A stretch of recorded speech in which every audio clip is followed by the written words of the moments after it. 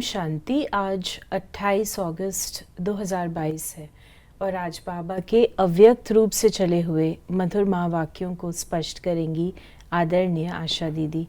आज की मुरली की रिवाइज डेट है 16 मार्च 1992 और मुरली की हेडलाइन है होली मनाना, अर्थात दृढ़ संकल्प की अग्नि में कमजोरियों को जलाना और मिलन की मौज मनाना। बाबा होली का जो अवसर है ये अपने भारत देश का एक प्रमुख त्योहार माना जाता है और इसके पीछे ज्ञान के बहुत सारे रहस्य हैं। तो जब विदेशी भाई बहन आते हैं तो बाबा उनको हर बात उस फेस्टिवल की क्लियर करके बताते हैं, क्योंकि ऊपरी तौर से तो वो सिर्फ यही देखते हैं कि लोगों को रंग लगाया जा रहा है और कुछ जलाया जा रहा है, लेकिन उसके पीछे मीनिंग क्या है वो बाबा बतलाते हैं। आज रूहानी बगीचे के मालिक बाप दादा डबल बगीचा देख रहे हैं, क्योंकि स्टेज पर बहुत सुंदर बगीचा सजाया हुआ है। ये भी बताना चाहूँगी कि प्यारे बाबा जब आते हैं अव्यक्त बाप दादा, तो विदेशी भाई बहन बहुत स्वेच करते थे बाबा को पहचानने के बाद। स्वेज यानी वेलकम। हाँ, वेलकम जैसे शौक से वेलकम करना, कुछ स्टाइल से करना, विशेषता से करना, कोई चीज़ बना के करना। तो कभी वो सूक्ष्म वतन बनाते थे, कभी स्वर्ग बनाते थे। यहाँ पे आज बगीचा बना है। एक तरफ है प्रकृति की सुंदरता और दूसरी तरफ है रूहानी रूहे गुलाब बगीचे की शोभा। ड्रामा में आदिकाल सतयुग में प्रकृति की सतो प्रधान सुंदरता आप मास्टर आदि देव आदि श्रेष्ठ आत्माओं को ही प्राप्त होती है। इस समय अंतिम काल में भी प्रकृति की सुंदरता देख रहे हो, लेकिन आदि काल और अंतिम काल में कितना अंतर है। आपके सतयुगी राज्य में प्रकृति का स्वरूप कितना श्रेष्ठ, सतो प्रधान, सुंदर होगा। वहाँ के बगीचे और यहाँ आपके बगीचे में कितना अंतर है। वो रियल खुशबू अनुभव की है ना। फिर भी प्रकृति पति आप श्रेष्ठ आत्माएं हो, प्रकृति पति हो। इस प्रकृति के खेल को देख हर्षित होते हो। चाहे प्रकृति हलचल करे, चाहे प्रकृति सुंदर सुंदर खेल दिखाए, दोनों में प्रकृति पति आत्माएं साक्षी हो खेल देखते हैं। फिर बाबा ने कहा कोई भी बात हो जाए, अचल आसन अच्छा लगता है। कोई भी बात हो जाए, चाहे प्रकृति की चाहे व्यक्ति की, दोनों अचल स्थिति के आसन को जरा भी हिला नहीं सकते हैं। इतने पक्के होना या अभी होना है। यानी बाबा बच्चों को पहले से ही चेतावनी देकर के पक्का करा रहे हैं कि बच्चे चाहे कोई भी प्रकार की हलचल आए तो आपकी स्थिति हलचल में नहीं आनी चाहिए। आप अचल स्थिति के आसन पर सदा स्थित रहो। ये खेल है जिसको आंखों से देख रहे हो, तो अपने आप को अपनी सीट पर सेट रखो। प्रकृति के भी 5 खिलाड़ी हैं और माया के भी 5 खिलाड़ी हैं। इन 10 खिलाड़ियों को अच्छी तरह से जानते हो। खिलाड़ी खेल के बिना रहेंगे क्या। कभी कोई खिलाड़ी सामने आ जाता है, कभी कोई सामने आ जाता है। आजकल भी पुरानी दुनिया में खेल देखने के बहुत शौकीन है ना। तो बाबा ने कहा कि वो हैं पुरानी दुनिया वाले और आप हैं संगम युगी ब्राह्मण आत्माएं। तो खेल देखना, एंजॉय करना है या घबराना है। फिर बाबा ने कहा ये बाबा ने बताया कि देखो खेल और खिलाड़ी बाबा ने कितने अच्छे वर्णन किए। माया के भी 5 हैं तो प्रकृति के भी 5 हैं। तो बाबा कहते हैं कि खिलाड़ियों के बीच में जो खेल चल रहा है उसको आप साक्षी होकर के देखो, हलचल में नहीं आओ। तो बाबा ने यही कहा कि कोई गिरता है, कोई गिराता है, लेकिन खेल देखने वाले को गिरता हुआ देख भी मज़ा आता है और विजय प्राप्त करता हुआ देख भी मज़ा आता है।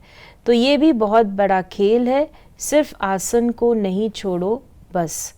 कितना भी कोई हिलाए, लेकिन आप शक्तिशाली आत्माएं हिल नहीं सकती हो। फिर बाबा ने कहा कि बाबा ने बगीचे को देख के कहा कि बाप दादा रूहानी फूलों को देख रहे हैं। वैरायटी तो है ना, कोई बहुत सुंदर रंग रूप वाले हैं, रंग भी है रूप भी है, और कोई रंग रूप और खुशबू वाले होंगे, कोई सिर्फ रंग रूप वाले हैं। रंग और रूप तो सभी बच्चों में आ गया है, क्योंकि बाप के संग का रंग तो सबको लग गया है।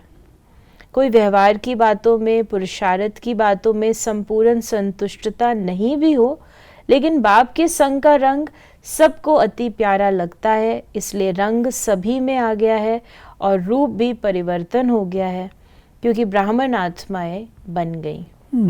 ये बाबा ने बताया कि बाप के संग का रंग, जितना बाबा के संग स्मृति से रहते हैं, तो बाबा की उस स्मृतियों से हमारे में बाबा की गुण, बाबा की विशेषताएं, बाबा की शक्तियाँ, वो सब अपने अंदर आती हैं। तो संग का रंग, बाबा ने कहा खुशबू नंबरवार है, खुशबू है संपूर्ण पवित्रता।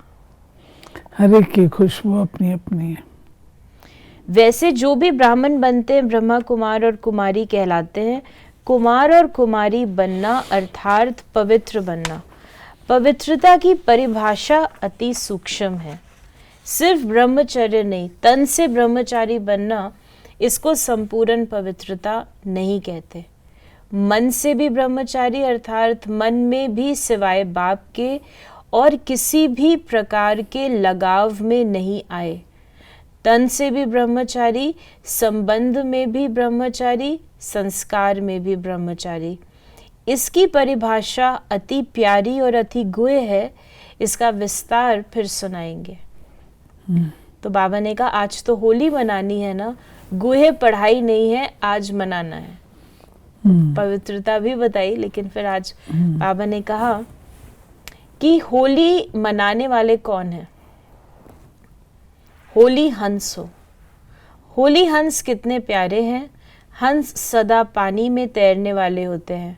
होली हंस भी सदा ज्ञान जल में तैरने वाले हो। उड़ने वाले और तैरने वाले, आप सभी भी उड़ना और तैरना जानते हो ना। ज्ञान मनन करना, इसको कहेंगे ज्ञान अमृत में तैरना। और उड़ना अर्थात सदा ऊंची स्थिति में रहना, दोनों जानते हो ना। तो बाबा ने कहा सभी के मन में बाप से प्यार तो 100% से भी आगे है। और बाप का प्यार भी हर एक बच्चे से, चाहे वो गिरता है, चाहे चढ़ता भी है, खेल करता है, फिर भी बाप का प्यार है। बाप खेल देखकर समझते हैं कि थोड़ा नटखट बच्चा है। सब बच्चे एक जैसे तो नहीं होते, कोई नटखट, कोई गंभीर, कोई रमणीक होते हैं, कोई बहुत फास्ट नेचर के होते हैं, फिर भी हैं तो बच्चे। बाबा कहते हैं मेरे बच्चे वैरायटी हैं, कोई कैसे हैं कोई कैसे हैं, लेकिन हैं तो मेरे ही बच्चे। बाप कभी भी कोई बच्चे से दिल शिकस्त नहीं होते हैं। सदा शुभ उम्मीदें रखते हैं।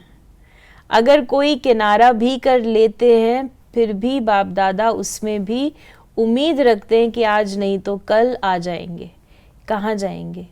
जैसे शारीरिक हिसाब किताब में कोई ज़्यादा बीमार भी हो जाता है, उनको ठीक होने में भी ज़्यादा समय लगता है, और जो थोड़ा समय बीमार होता है वो जल्दी ठीक हो जाता है।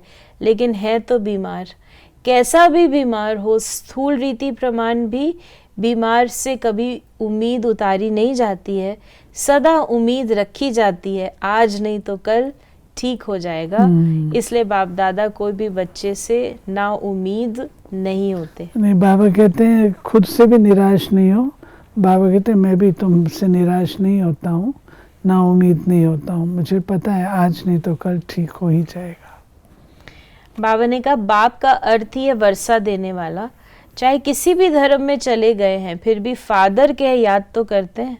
एक आत्मा भी वर्षे के सिवाय रह नहीं सकती। तो बाबा ने कहा कि आपका डायरेक्ट कनेक्शन है, चाहे निमित्त साकार माध्यम ब्रह्मा बना, लेकिन ब्रह्मा से योग नहीं लगाते, योग बाप से लगाते हैं।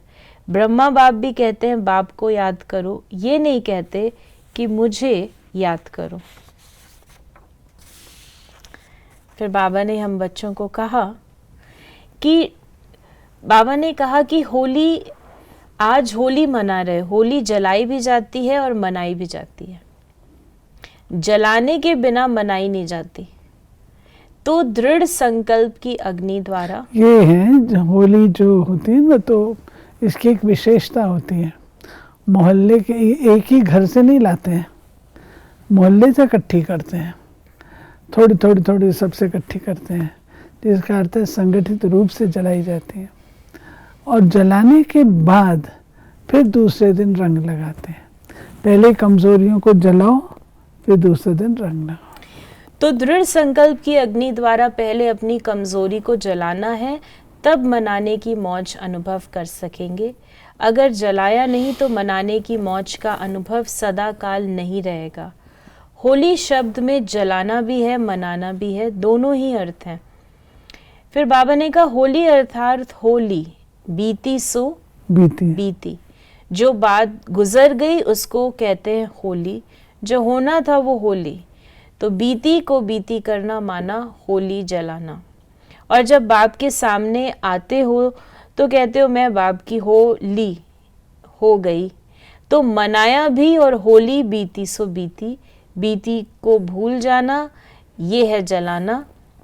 तो एक ही शब्द में जलाना और मनाना है। तो इस प्रकार बाबा ने हम बच्चों को सार रूप में होली का मतलब अर्थात जलाना और मनाना। फिर बाबा ने कहा कि आप भी बिंदी, बाप भी बिंदी और व्यर्थ को भी बिंदी, फुल स्टॉप। स्टॉप नहीं, स्टॉप भी नहीं, फुल स्टॉप, इसको कहा जाता है होली। और इस होली से सदा बाप के संग के रंग की होली, मिलन होली मनाते रहेंगे। होली अर्थात होली, जो बात हो गई सो हो गई। तो बाबा ने कहा फुल स्टॉप लगाओ, स्टॉप नहीं, फुल स्टॉप, ताकि क्या, क्यों, कैसे के क्वेश्चंस ना उठे। आज बाबा ने वरदान दिया है, दृढ़ संकल्प रूपी व्रत द्वारा अपनी वृत्तियों को परिवर्तन करने वाले महान आत्मा भव। महान आत्मा बनने का आधार है पवित्रता के व्रत को प्रतिज्ञा के रूप में धारण करना। किसी भी प्रकार का दृढ़ संकल्प रूपी व्रत लेना अर्थात अपनी वृत्ति को परिवर्तन करना। दृढ़ व्रत वृत्ति को बदल देता है। व्रत का अर्थ है मन में संकल्प लेना और स्थूल रीति से परहेज करना। आप सबने पवित्रता का व्रत लिया और वृत्ति श्रेष्ठ बनाई। सर्व आत्माओं के प्रति आत्मा भाई भाई की वृत्ति बनने से ही महान आत्मा बन गए। फिर बाबा ने स्लोगन आज का हमें दिया है, अपने पवित्र श्रेष्ठ वाइब्रेशन की चमक विश्व में फैलाना ही रियल डायमंड बनना है। जैसे डायमंड अपनी चमक देता है, तो हम डायमंड बनेंगे तो हम क्या देंगे? चमक, पवित्र वाइब्रेशंस की चमक देंगे। तो ये थे बाबा के आज के मधुर महावाक्यों का स्पष्टीकरण। यदि आपके मन में कोई सवाल है तो मैसेज या व्हाट्सएप करें 8826599309 पर। ओम शांति।